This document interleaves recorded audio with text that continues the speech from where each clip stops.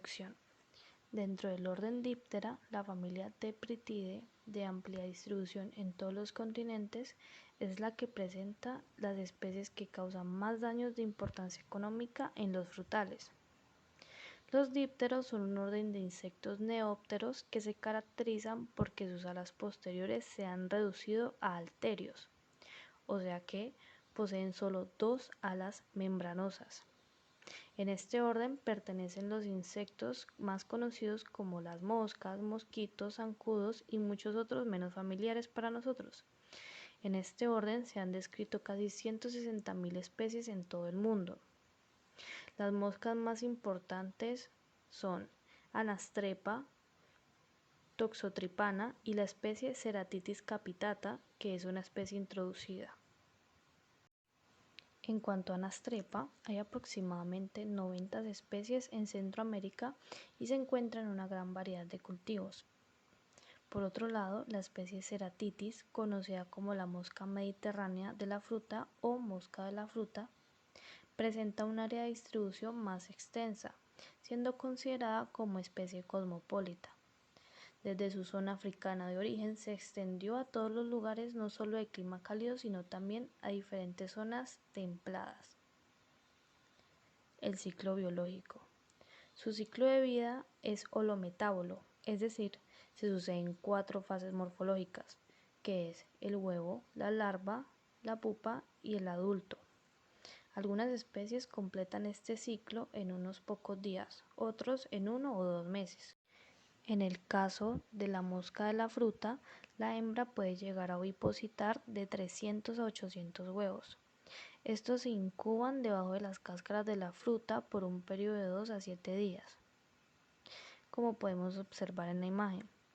En el estado larval se desarrollan en tejidos vegetales como tallos, frutos, semillas, y estos causan daños físicos en la pulpa de la fruta.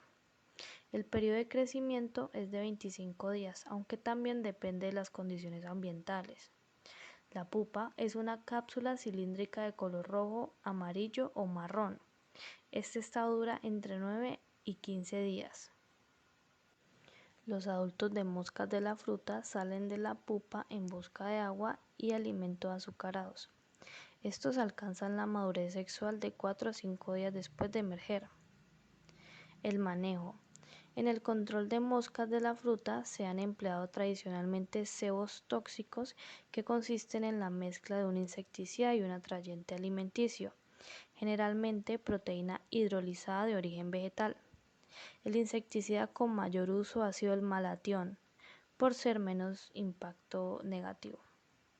Las trampas nos permiten conocer la presencia o ausencia de especímenes adultos de la plaga, delimitar las zonas infestadas y conocer la densidad de la población. Estas son cebadas con atrayente alimenticio, proteína líquida o sólida. El problema de estas trampas es que suelen ser costosas y no están al alcance de muchos de nuestros agricultores.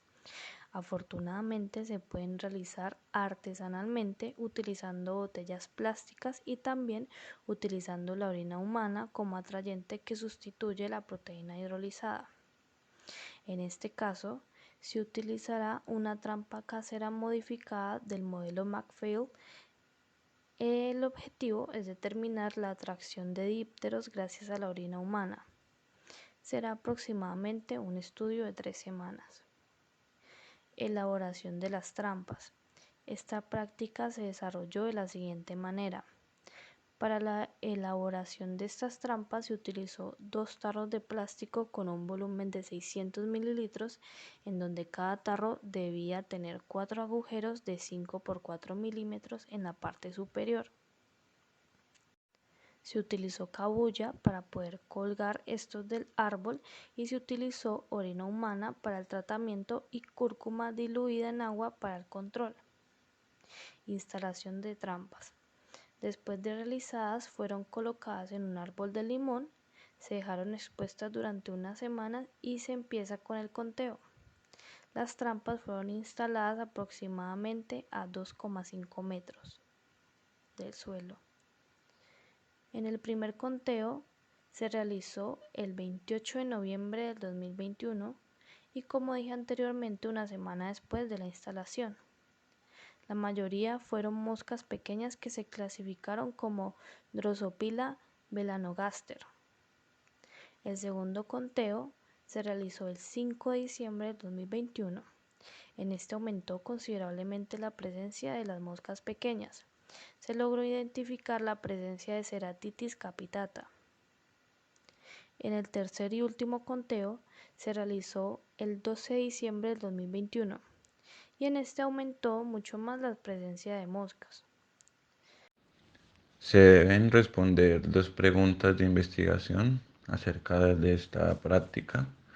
Una es, ¿hay diferencia entre el número de individuos díptera atraídos por la orina humana comparado con el número de individuos con el agua con cúrcuma? Bueno, para poder resolver esta pregunta hay que hacer el análisis de los datos mediante el programa PAS que nos proporcionó la profesora y obteniendo las medias de tendencia central, de las cuales se tomaron la media o promedio y el error estándar y se graficaron los datos y se pudo observar que hay una gran diferencia entre el tratamiento, que es la orina humana, y el control, que es el agua amarilla que contiene cúrcuma. Hubo un mayor número de dípteros atraídos por la orina a comparación del agua con el colorante.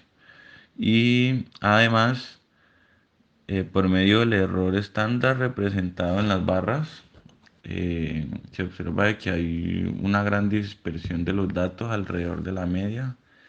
Esto nos indica de que hubo una gran variabilidad en todos los datos obtenidos de la media, pues para el tratamiento se obtiene que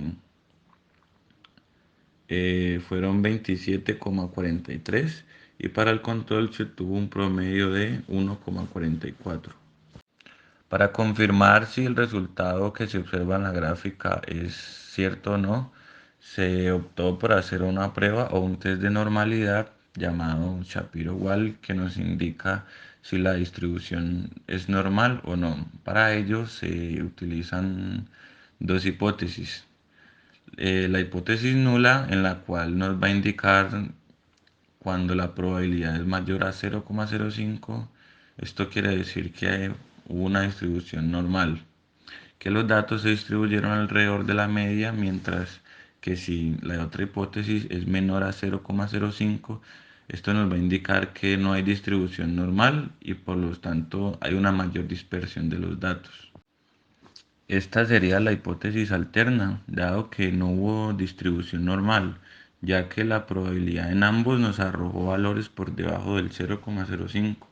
Esto nos quiere decir que hay mucha variabilidad, puesto que ya que las trampas se pusieron en diferentes sitios, en diferentes zonas. Además de este test antes mencionado, también se debe hacer una prueba no paramétrica como es la prueba de Mann-Whitney. Esta se utiliza para comparar las medias de dos conjuntos independientes, la cual nos va a indicar si existe una diferencia significativa entre el tratamiento y el control. Por lo tanto, se plantearon dos nuevas hipótesis en donde la hipótesis nula nos quiere decir que si la probabilidad es mayor a 0,05, no existen diferencias significativas entre el número de dípteros atraídos por el tratamiento y el control. La otra hipótesis es que si la probabilidad es menor a 0,05, sí existen diferencias significativas entre los números de dípteros atraídos por el tratamiento y el control. Esto se debe a que la hipótesis alterna, al realizar la prueba, se obtuvo una probabilidad mucho menor que al 0,05 y por ello se acepta la hipótesis alterna y por el mismo tiempo se rechaza la hipótesis nula.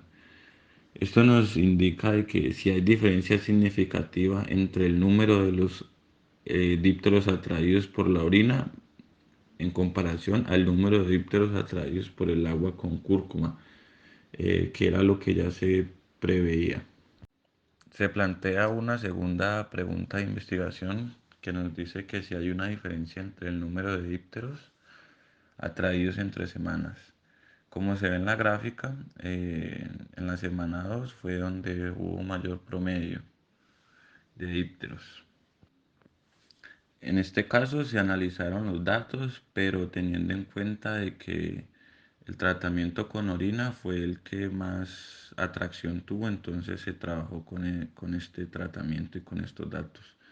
Se realizó durante 3 semanas y en la semana tuvo un promedio de 20,8 dípteros capturados. En la semana 2 este promedio aumentó considerablemente, lo cual se puede observar en la gráfica, puesto de que además fue de 30,8 dípteros y este fue el promedio más alto de las 3 semanas. Y para la última semana se mantuvo cerca, pero bajó el promedio a 30,6 litros capturados.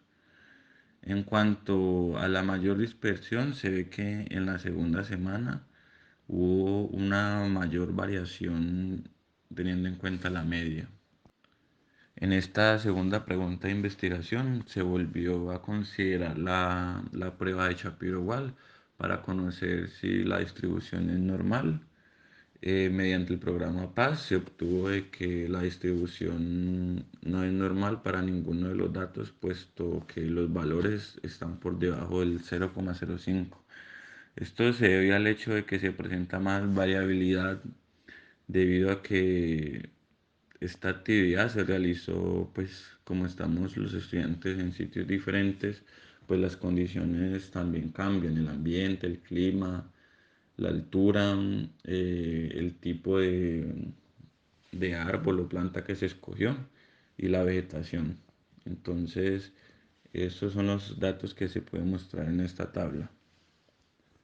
En la semana 1 fueron 0,06, en la segunda semana fueron 0,85 y en la tercera semana fue 0,90.